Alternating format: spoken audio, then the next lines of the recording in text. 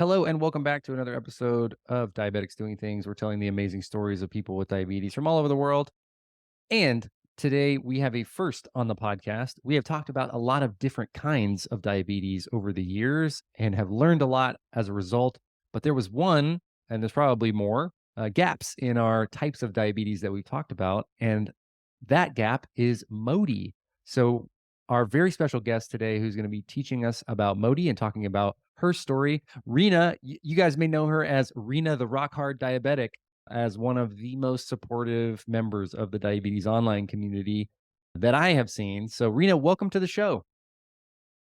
Thank you. I'm glad to be part of the show. And finally, this is my first podcast, so I'm excited.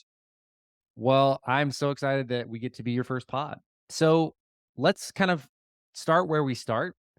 Tell us a little bit about yourself and in what part of the world that you're calling in from, and then we'll start at your diagnosis, which I know is not as straightforward as many of the diagnoses that we see.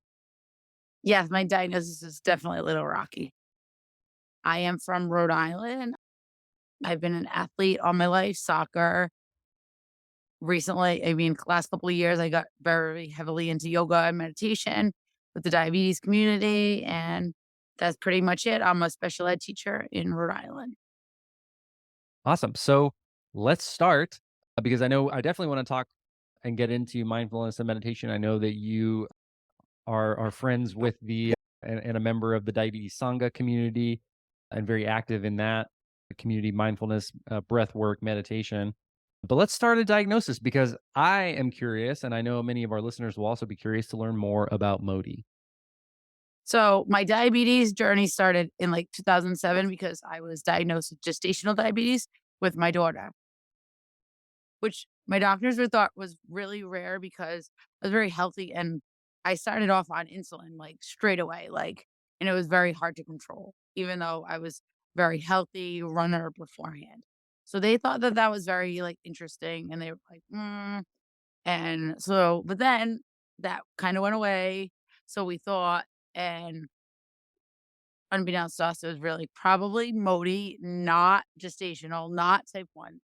So then fast forward to I was 35 and it was I had just come off running a marathon and my mom was had just passed away, and a couple months prior to that I was diagnosed with polycystic kidney disease. So I had gotten an athlete injury. My back was a little tweaky, went for an MRI, and they saw cysts on my kidneys. And they were like, okay, you have cysts on your kidneys." So, like, all right. I thought I had that diagnosis. Then a couple months later, my mom had gotten sick and passed of cancer. And I was in summer school. Like because I teach year round, and I was dealing with the other diagnosis. And basically, the other diagnosis was my kidneys were still 100%. And they said that it was a slow progressive condition, and that I had to do high water intake, and that there was nothing at the time you could do. It was kind of like a wait and see. Just remain as healthy as possible. Keep doing what you continue to do. So I said, okay, like I just, had to roll the punches. And that was like the diagnosis. Meanwhile, my mom got sicker and passed. So that's where I was at. Fast forward, I'm at summer school, just go for my yearly. I had lost a little bit of weight, but I didn't think that was a big deal because I was coming off the back surgery and I was getting active again, getting my back in shape. I started running again. So I was feeling better. What I felt a little tired, but I didn't think that that was a big deal, and I lost 15 pounds, but I was heavier than I normally was with the back surgery. I was at my, like, typical normal running weight. Well, my PCP, who's also a close personal friend of mine, had left me a message. It was like, "You need to come into the doctor's. Your blood sugar is 590." Woo! But what was different was my antibodies were not like T1D positive. Like I didn't have the gag, but they were like, she's like, "There's no way you're type 2. So like, you're kinda, like, in between. We're not sure, but we have to treat you like type 1." So she was like, "You need to be on insulin." So she didn't go the typical, like, LADA route where, like, or the typical, like, you think you're type 2. She's like, "You're coming off running a marathon, like, we know that you can't be type 2." So she didn't send me down the, like, "We're gonna give you metformin" route. She was like, "We have to treat you like type 1." So I got on insulin right away. Like, so that was the positive of the diagnosis, that we didn't have to deal with, like, all of that. But it Let me pause you for just a quick second because I want to ask. You made a Mhm. really clear distinction. Like you had a personal relationship with your primary care physician, and that you guys had known each other for quite some time. So, Yeah. do you think that that helped? Because, like you said, you weren't It diagnosed as type two. it definitely helped because she knew my background. Which she also had experience in diabetes. She was a nurse practitioner, so she was more personal, and prior to her being an NP, she was a Medtronic's pump rep, so she had experience in diabetes also. So she had a little bit more knowledge in the field than most people anyway. So she knew me, so she knew that I was not a typical type 2, and she'd had experience with people too. And something else that I also want to talk about is that your symptoms and your story is kind of similar to my diagnosis, where you're exerting yourself, so you're getting into shape. So the weight loss you don't really note, and the fatigue you kind of just assume is due to getting back into shape and And starting back on life, your because my mom was sick, like, right. so I Yeah, all just those put things. So all like that. when we talk about seeing the signs of diabetes, situation and context makes a big deal because you might be, starting a new workout regimen. You might be dealing with personal life challenges and grief and stress. Or, one of our guests many years ago, Oren Lieberman, was hiking in Nepal and like was just over a long period of time, just felt like he should be tired. He should be, losing weight because his lifestyle had changed. So when you're thinking about those diabetes signs, now we can all look back and say, yes, well, obviously it's diabetes, but in those moments, individually, they don't seem like they're that big of a deal. Yeah, I definitely agree. It's just you have to it's like a string of things all together.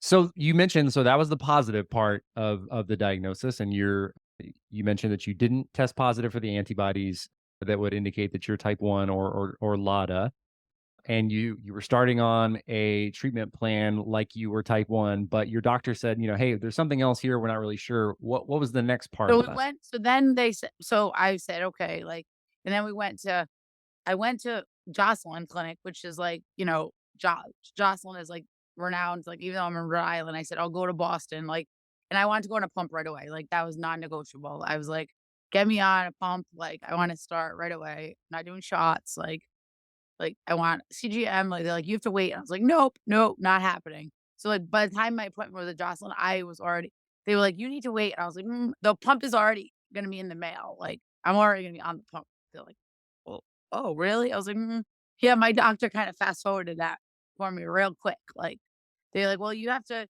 like, even when I was in the diabetes educated, they were like, first they were doing, like, the 50, like, the plan. I was like, "No, no, we're not doing that, like, we're, like, getting carb counting, like, right now." Like, I was like, "I'm learning this quick," like, we're Do you I'm not like, the first 6 weeks appointment, my A1C went from the 10.1 to a 6.5, like, I brought my A1C down, like, You really are Rena the rock hard diabetic. You're I no, wasn't you jump I right like, when in. I go in, I go all in.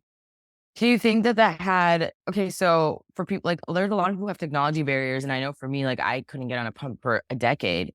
So, do you think that that had to do with the relationship that you had with your primary care provider, or do you Yeah, think definitely, and also just my personality in I was general. about to say your personality, like, I am the person I was waiting for. I don't care what is on your agenda. Yeah, Rena has her own agenda. So, do you have yeah, any, like, that's my advice for agenda. people who's, like, And I are think it was where I was in that frame of mind, like, I need but I also need the control, like, I loop. So, like, right, it's about who your personality is, and I need the control. okay. So you think I was gonna say, like, giving people like advocating for yourself is a skill that I think is learned. Yeah. And it depends on, like, I think people who have had diabetes for longer get more used to advocating for themselves, whether that's with their doctor, with their employer, with their insurance Which you have to company. do that too with your employer, definitely. I definitely have to do that too. So I guess advice for you, like, did that come more naturally? I mean, I think, I you know, think for you me, it just did. And only and it was the frame of mind of where I was at that particular time. I think because like I was a lot of like my mom was sick. So it was just like at that time I could take control of that. I had no control of other things, other Right. factors around me. So it was like, okay, I could see how that affected her, like how her cancer was, and how we didn't have control about that. So it's like I need to be the healthiest version of me because of my daughter, my family. Running was something I like I ran. I can do this. Like I'm taking this on head on. So this is kind of a sidebar question, but I love to ask people when they have like a very strong personality. Rena, are you a fire sign by chance? No. When's your I have to ask birthday? Sarah. She's good. Sarah Pettit. I'm a Libra. Oh, okay. That's so interesting. I don't know. You just come off very like, this is what we're doing. And if you're not going to give it I to am a me, teacher, so exactly. So maybe that's what I'm just trying to figure out how I can channel this and bottle it and maybe sell it because it sounds absolutely valuable. because Like, that's what I wow. like. That's even when later on when I did, then that's how I had to advocate for the whole MODY diagnosis because then fast forward when things my complications were adding up as to someone that shouldn't have all these complications because my A1C was always under 6. So I shouldn't be having gastroparesis. I shouldn't be having dumping syndrome. I shouldn't be having neuropathy. I shouldn't be having like loss of magnesium where I have to have IV fluids twice a week. so talk to us about, like, as you're managing your diabetes, so and taking control and using that very, like, type A arena mentality Yeah, to so get my your A1C diabetes below 6, like, management was which like most people don't get. my with MODY is MODY can involve many different things because MODY is genetic. MODY like where diabetes, well, type 1 is autoimmune. We know MODY, there's more than one kind of MODY. So like me and say Kylie, she's MODY 3, I'm MODY 5. MODY 5 is considered multi-symptomatic. So it has a little I call my MODY has a lot of spice added to it because it has how the first step when we saw the kidneys, I had cysts on my kidneys. So my MODY involves is multi-systematic. It involves my kidneys, it involves my pancreas, but it involves my pancreas in multiple ways. Like how Maya has to take Creon, I also have to take Creon because when right during COVID, when I had to go to I was hospitalized twice during COVID with the dehydration. They did a MRI and CT of me, and they saw that my pancreas was atrophic. So I have damage to my pancreas. So I still have my pancreas, but it looks like it's like diseased. It's malformed. So that So causes problems with my digestion. so let's talk about that, like, genetic diabetes. Like, so MODY stands for maturity onset diabetes of the young, but you also delineated that there's multiple kinds, and you said that you live with MODY 5, and others live with MODY 3, or potentially other numbers. Yeah, Can you there's other ones. can you explain some of the differences between, say, MODY 5 for you and maybe MODY 3 or another number? Yeah, it's just it's what form. So it's genetic, but it's the kind of deletion that you have on your gene, and then how much of it is deleted. So in my case, which is the shirt that I have on, I have the whole my whole chromosome is affected. So I have a deletion on my chromosome. And when we did the genetic testing in my whole family, it started with me and my daughter has the same deletion. So she will it's a 90% chance that at some point, usually in her teens, 20s, she will develop MODY 5. I didn't develop it until I was 35. So she could develop it later. Most probably because they said because I was so healthy as far as like exercise wise and whatnot, that it was put off as long as it was like it was at bay. And then s- like like like anything else, like sometimes stress situations can pop it up. That was a stressful year. Yeah. It sounds like it. Yeah. And so that's interesting too, like that you're able to kind of know and have that awareness, very similar to like an antibody test for someone who's type 1 and has children or brothers and sisters, and Yeah, testing it's for like those really antibodies. exact. And you're able to see like really exact in terms of like the time frame. Hmm. Wow. Wow. I think, wow. Okay. So I've never thought of diabetes, and this is going to sound like extreme, but I've never thought of diabetes in the sense of like ticking time bomb disease. Like it just either happens or doesn't. It didn't, this sounds to me like something like Huntington's kind of, where they like diagnose it before you ever even have it. So I guess, does that have any kind of mental weight on you and your daughter? Like what kind of like your Like relationship sometimes with she says, her? she's like, I just wish I would get diabetes already.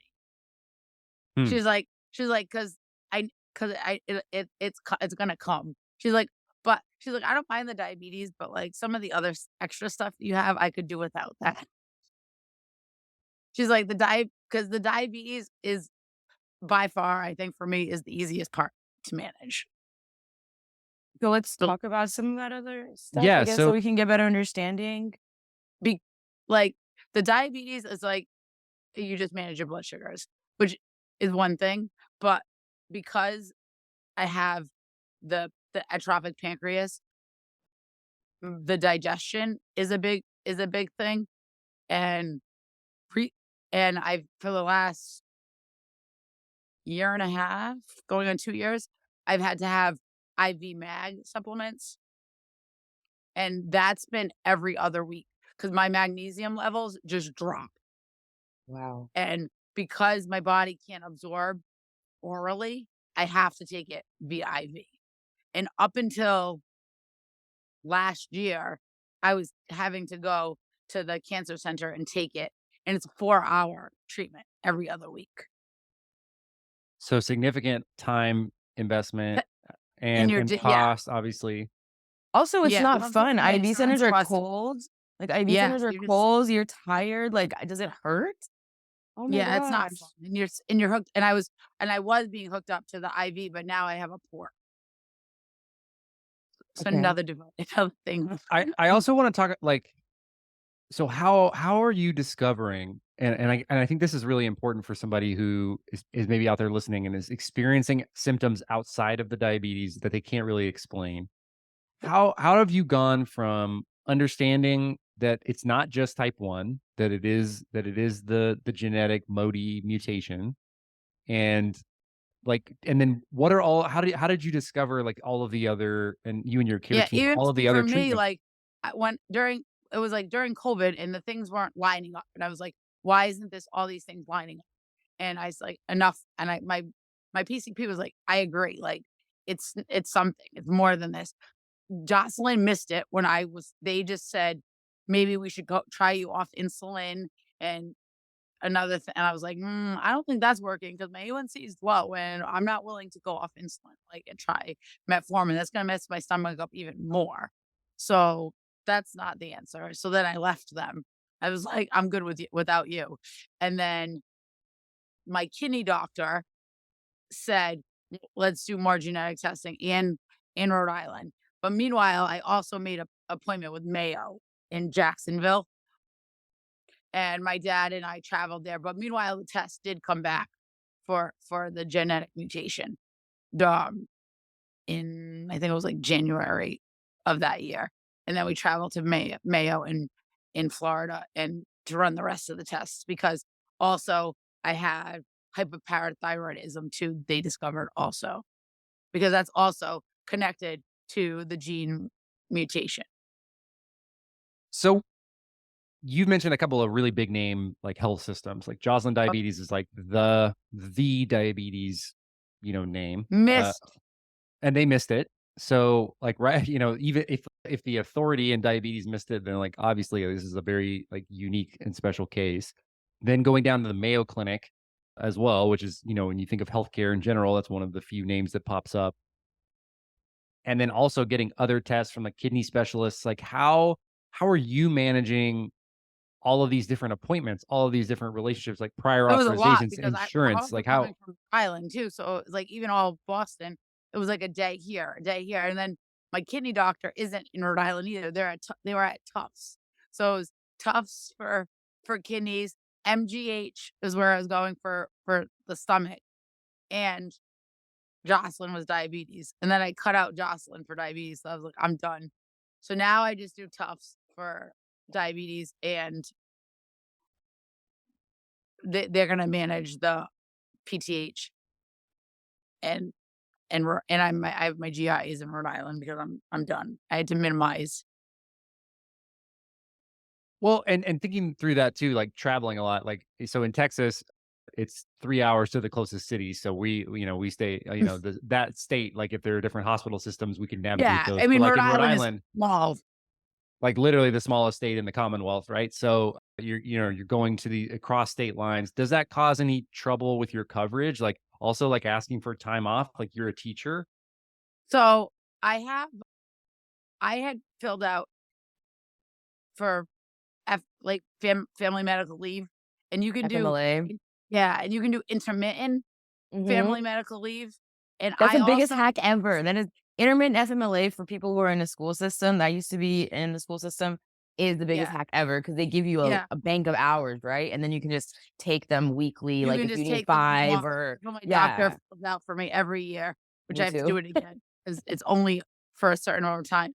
So I have that bank that I can use it forever, and plus, I've been teaching for 20 this is year 21, so I have, like, 40 sick days, even with me going out on I had my rotator cuff sur surgery last year, and I still have 40 days, so I try to But you still have teacher insurance. So that was when gonna so I have I yeah, so that was I gonna be my next question is like I used to be in the school system. My mom's a teacher. I know that it's not necessarily the best plans and the names that you're mentioning, like I can only imagine how expensive it is. I have I have to say, I have Blue Cross, and Okay. they have good I have good coverage, which And is you got it through your school system or did you get yeah, your own? I've always had them from all 21 years. Wow. Wow. They have good they have good good insurance. Also, So I'm I don't amazed that you've been teaching for 21 years because I thought you were like 35. Like the energy, the way you look, I'm like, I this started lady. when I was 21, so I started straight out of college. Wow. Wow. I did 1 year in Philly volunteering, and then I went straight to Providence. Though, I don't know, people are dropping left and right these days, so Yeah. It happens. Yeah. Yeah, I mean, and, it's we're in sort of the hardest times, like, coming out of the pandemic, the hardest times to be a teacher, and, there's a lot of articles, I think, of, like, teachers leaving who are, many teachers who had only taught for many years like yourself, and pursuing other, professions and changes for a lot of different reasons. How do you talk to your students about your diabetes and about your MODY? well, my kids are so little in special ed, they don't really notice, but I do get the kids in the school, like, because they always see, like, my pod or my Dexcom, and they always like, I talk to them, and they're good about it. Sometimes they'll see me eating, like, a Smartie or something, and then, like, they'll say something, and, like but they're good about it, and then last year, for the first time, we had a type 1 in the school, and it was pretty cool. She was a little first grader, and I brought her some stickers and stuff and a book, and she was my little buddy, and, like, sometimes she would come into my classroom when she was having a low and stuff like that, like, to cheer her up, like, her teacher would send her down, like, if she was having a bad day because she just got diagnosed, like, the summer before. So, it was nice to have, she was nice having, like, a teacher in the school because that was the first kid in 21 years that I've experienced, like, in the school. Like, I mean, obviously, I know type 1 kids, but, like, in my school. Wow. That's We amazing. actually just had Mary type 1 from, TikTok and Instagram, Oh, Mary, yeah, and yeah. came on and talked about how she's never had a type 1 student, but last year she had a student in her school who had type 1 and kind of came by her office. Sounds very similar, like treating a low and just talking about her diabetes and sharing their devices with each other.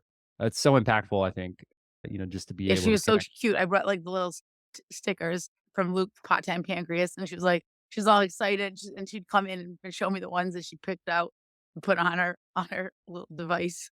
It I sounds want so to healing, not just for the kid, but also for you. But anyway, sorry, Rob, go ahead. No, yeah, I was gonna say, like, you mentioned Lucas part-time pancreas.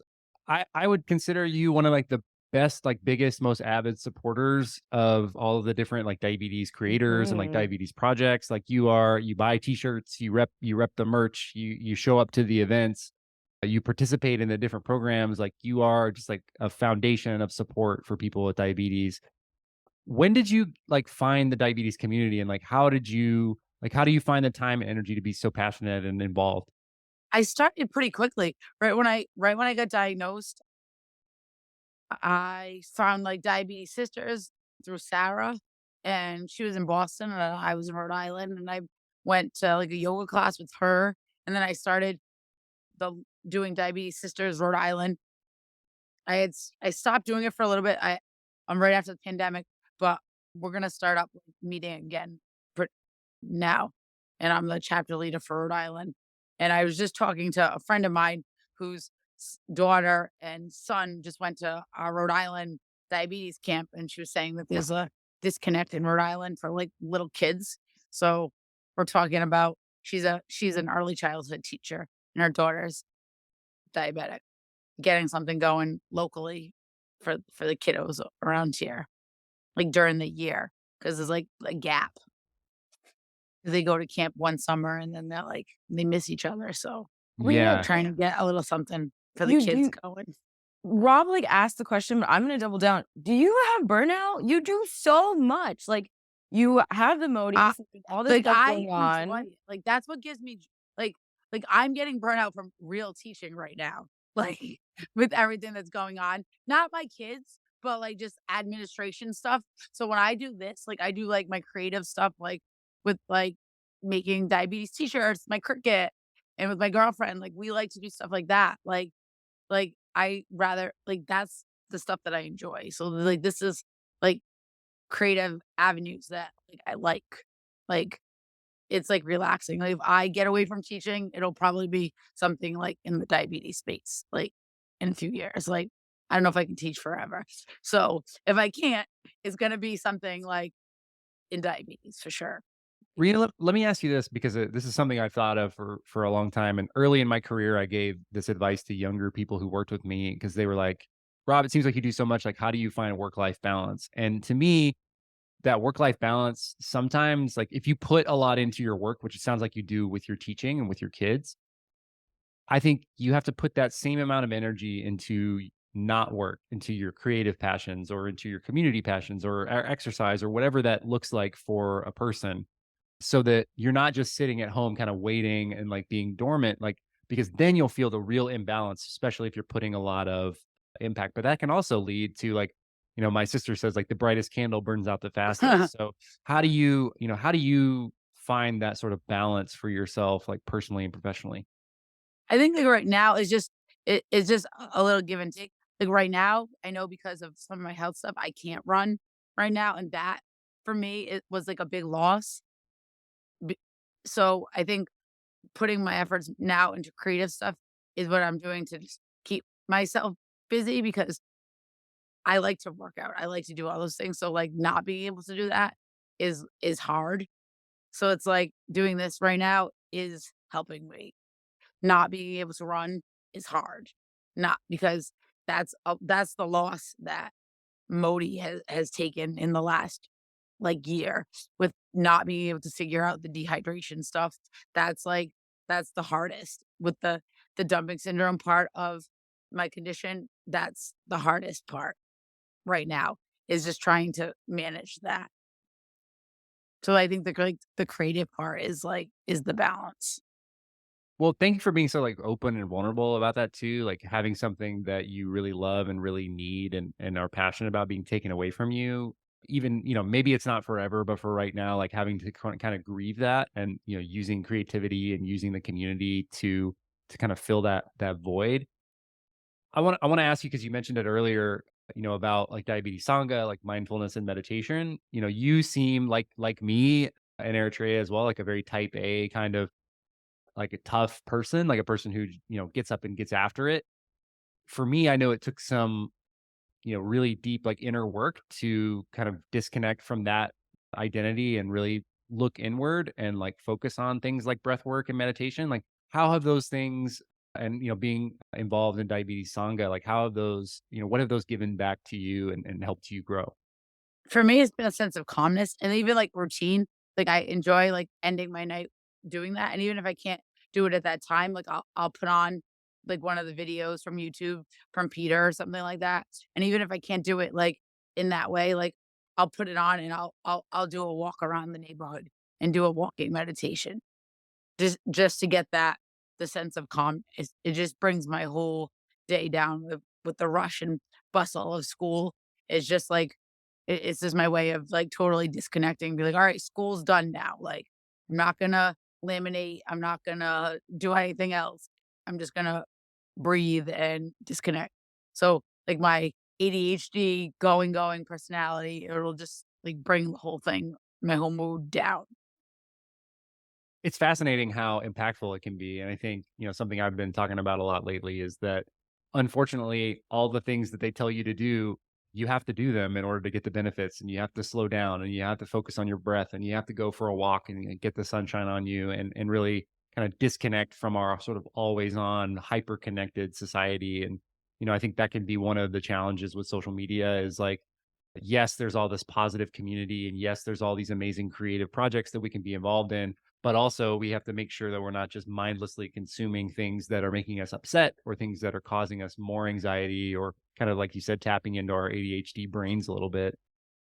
And it can be challenging to consciously, intentionally say, no, I'm going to go for a walk and I'm going to tap into one of Peter's YouTubes instead of just seeing what the algorithm delivers to me. Let me ask you this: your journey diagnosed, with diabetes and then going on into the different genetic pieces and going to different providers all over the country is challenging. It's not linear, and I'm sure has been with lots of moments that were really frustrating and really challenging. If you could like go back and, you know, to either tell yourself or somebody who is, recently starting to undergo their journey with MODY and learning about, genetic mutations and how that affects them, like what advice would you give to somebody, on day one? I would just say just advocate for yourself, and if you need help, get it. Talk to someone because you're gonna need someone to talk to because it's a lot. It's gonna be a lot of information, and whether it's a therapist, whether it's a priest, whether it's someone, you're gonna need someone because you're gonna take in a lot of information, and you're gonna need someone to bounce everything off of, and get a notebook and write everything down. And it seems like you found a lot of someones. You found and like in the community, you've also been someone. I think, even back, when I first remember kind of interacting with you on the live show that we did during 2020, which is also where I really got to know Eritrea a little bit more. Like that was somebody who like being the change that you sort of wanted to see and being the friend that you needed to others and being the supporter that you needed. And I think that like returns back. So I just wanted to really give you, your flowers of being just a great supporter and a great example of what it means in the community, because a lot of people talk about community and they talk about growth and they talk about followers or whatever the case may be, but community is like giving to and from each other and like how we can help each other, continue to either just to manage this disease or to make life a little bit easier or just be a sounding board or an ear to listen or a shoulder to cry on or a hand to hold. So I just wanted to really compliment you on being an amazing friend and community member. Thank you. It's So, definitely important to get support. Support is from the beginning.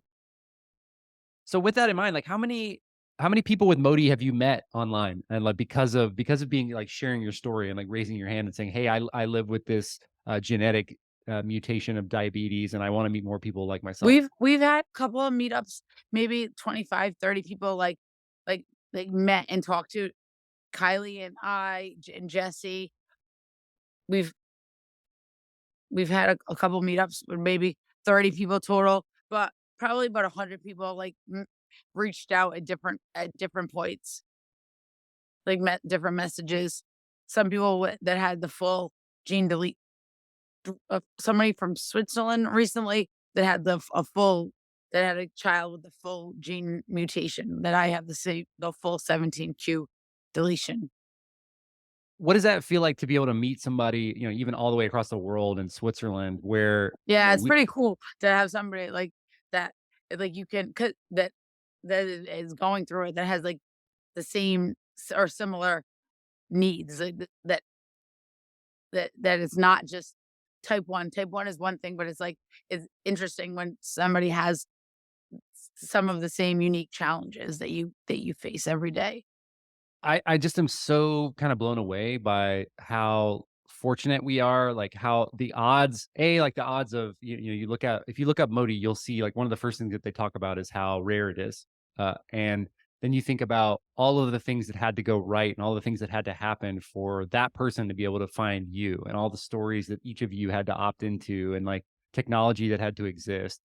It's so like, and it has such a huge impact to just to be And able to then say, hey, I guess I was looking at mine, and mine is even rare. Mine is like 5% of the 5% of all the Modis, and mine is 5%.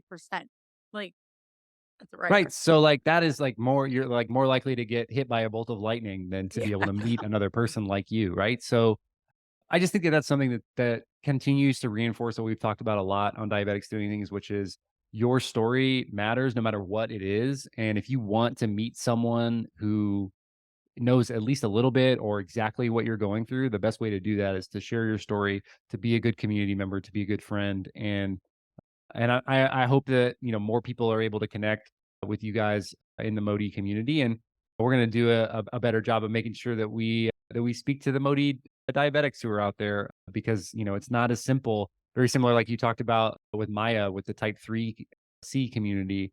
It's important to make sure to address all the different variants of diabetes outside of just type 1 and type 2 and LADA, and the more we learn and the longer we continue to research diabetes, we learn about all the different variants and all the different things that go into this very complex life with a chronic illness.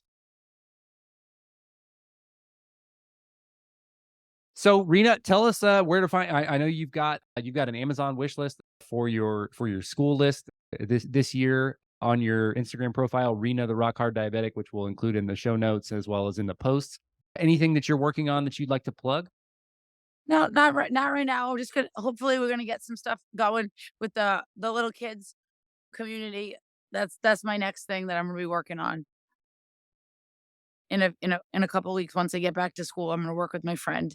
Now I got another person to help me, and then I'm gonna be getting some meetups with the local Rhode Island community going to. So we shall see. More to come with the new school year approaching. Absolutely.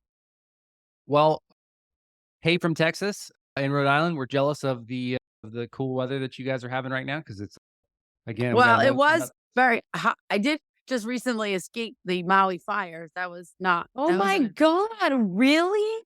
yeah, we Okay, were in wait. This is a crazy sidebar. So you were in Hawaii while this was happening? yes, we were in Maui, like, right there. Like, our Mm. hotel was we escaped at 3:45. That was When did everything AM happen? before When did we like I've been on vacation, so on I Tuesday, like, on the Tuesday of this thing that the next we had lost power the day before. And then at 3:45 in the morning that day, we got evacuated. That was a nice sidebar, throwing all your diabetes stuff in your suitcase and trying to escape and grab all your stuff. No access. Good thing I had, like, my snacks and everything with me because I had no access to food or anything other than what I had with me. Oh my Um, goodness! So they evacuated you guys out of. I know, like it's North Maui. Like that was like Lahaina. yeah, we were right Yeah, we were Lahaina, and behind Lahaina, we were right there. Our hotel was on the beach. oh my gosh. We had been in Hawaii for a week and a half at that point because we had been at Waikiki, like, at Disney's private island before that, and then we went to Maui. We had traveled to Maui on the Friday, and then this was Tuesday, and we were supposed to stay till the following Friday till Friday. but we Wow. had evacuated and we didn't listen to them because they told us to stay on the side of the road and wait a couple of hours and then wait for police to tell us what to do. And we're like, "No way." We drove straight to the airport, like, and then we were able to get a flight out later on that day. Thank Mm. God. That's And that's we ate insane. non-diabetic friendly food, Krispy Kreme donuts, even though I'm celiac, I didn't even care. I couldn't eat. There was no food. I was, like, starving. I was like, "Well, eat some Creon and hope for the best," Hmm. Oh my because gosh. we had no food. We were, like, abandoned on the side of the road. It was, like, It's an nothing. insane sidebar to discuss, like, having diabetes and the complications of being in a natural disaster, especially when you're not expecting it. Like, you're not from Hawaii. This is not a place where you know where resources No, and are. I had, like, brought food, like, because I knew, like, there were times that I couldn't get stuff, but I had, like, a few things, like, I didn't bring, like, enough food to sustain me, like, for, like, Right. 24 hours, like, I had some meat sticks and I had some low Yeah. snacks, like, I brought fruit leathers, but, like, Is there I was anything from that starving. experience I that you ate 2 think donuts and, like, bolused, like, 10 units and hoped for the best.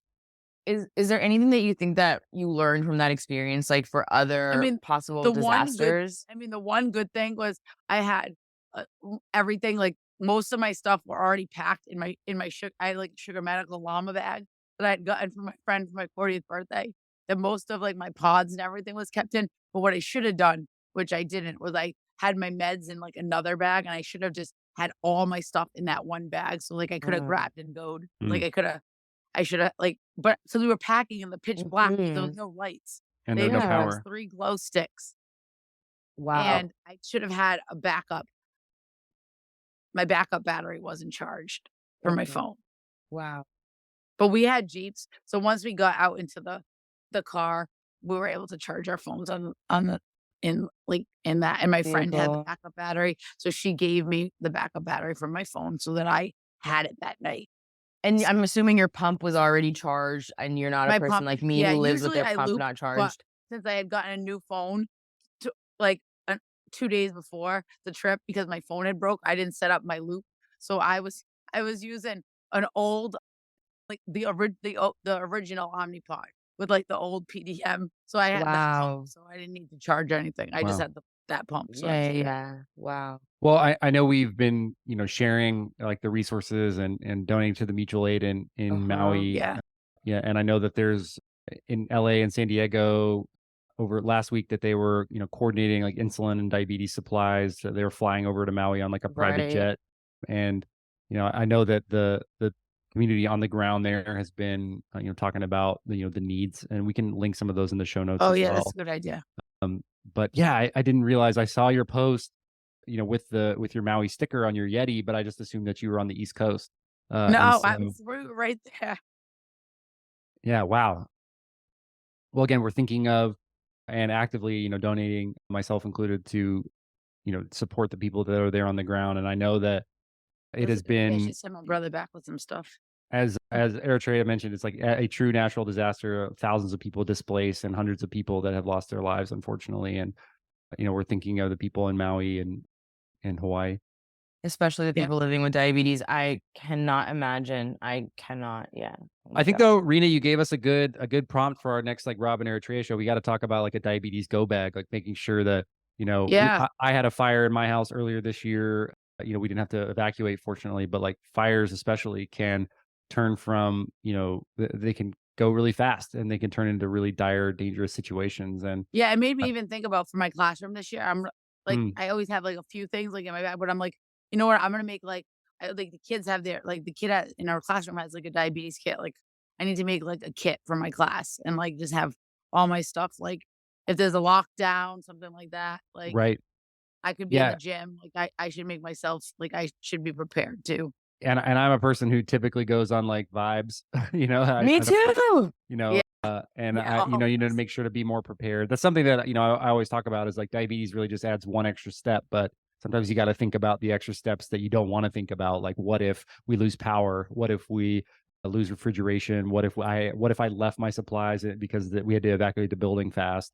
All of those things, we need to try to be as prepared as we can for. This is how I know we're getting older, because it's like I ask myself questions like, what if the plane crashes? What if the building blows Right? up? Like the stuff I never, because I had diabetes since I was 8 and I've never worried about this Mm. stuff before. But now I'm just like, oh my God, natural Now disaster. I know. The guy was like, "Oh," 'cause I even put some of my insulin in my school fridge. I'm like, "Well, if I lose all my power here, I have some of my backup insulin in my school fridge." Like, Well, and we're in the season right now with I know Beyond Type 1 a few years ago did like a natural disaster preparedness blog and like list of some things and like resources. But it's hurricane season. There's a hurricane on the East Coast and the West Coast today, which I've seen a lot of our friends with diabetes posting about. So, Mhm. just when you think it couldn't happen to you, there's a hurricane in Las Vegas. So it's like, you never know where things are, how things will change, and you got to be ready for in a lot of ways the worst case scenario. So, well, anyway, Rena, I know that we were kind of wrapping up and then discover that natural sidebar. disaster, sidebar. But I'm glad we had that discussion. But thank you so much again for coming on to the pod and for really being the rock hard diabetic for all of us, and showing that being a powerful advocate for yourself really can have dramatic effects. So thank you so much.